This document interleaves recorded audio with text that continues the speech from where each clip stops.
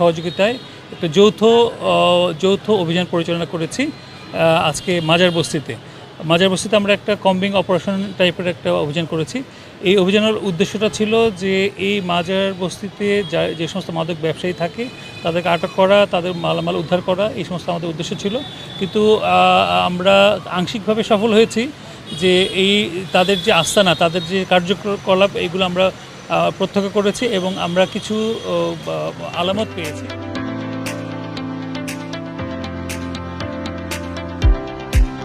এখানে মাদক ব্যবসা হয়, এই বিষয়গুলো আমরা পরবর্তী স্টেপ নেওয়ার জন্য আমাদের কাজে লাগবে।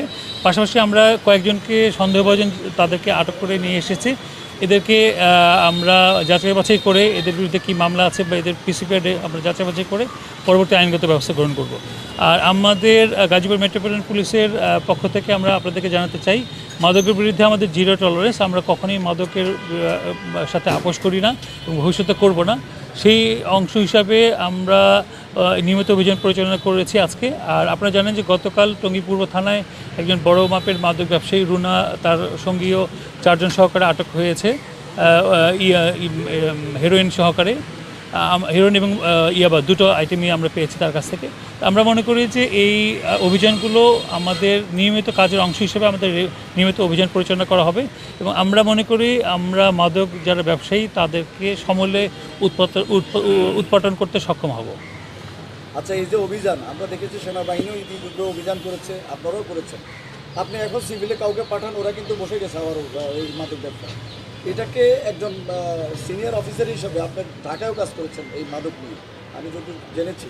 এটা নির্মূল করার জন্য কোনো পদক্ষেপ কীভাবে করলে এটা শেষ হবে? না, এই ব্যাপারে এই মাদক ব্যবসাকে নির্মূল করার জন্য আমাদের বেশ কিছু চিন্তাভাবনা রয়েছে। যেমন আপনারা লক্ষ্য করবেন এই জায়গাটা একটা বস্তি এলাকাতে অনেক গলি ঘুপচি থাকে। এখানে আপনি নিজের সাথে পরিদর্শন করেছেন, আপনি দেখেছেন যে এই পাটাতনের নিচে বিভিন্ন ধরনের সুড়ঙ্গের মতো পথ করে দিয়েছে, যে সমস্ত জায়গায় সহজে প্রবেশ করা যায় না, এই সমস্ত জায়গায় তারা নিরাপদ আস্তানা হিসেবে তারা ব্যবহার করে থাকে।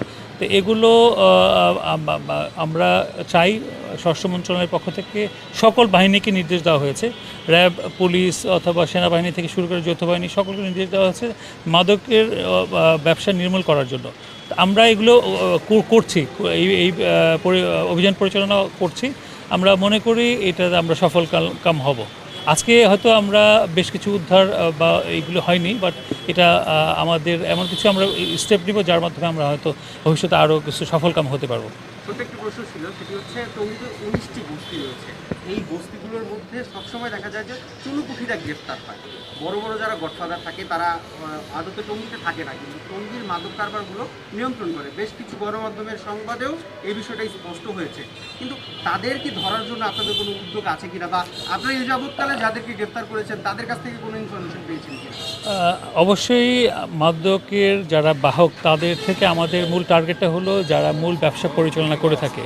তারই অংশ হিসেবে আপনি লক্ষ্য করবেন গতকাল টঙ্গী পূর্ব থানায় একজন বড় মাদক ব্যবসায়ীকে আটক করা হয়েছে।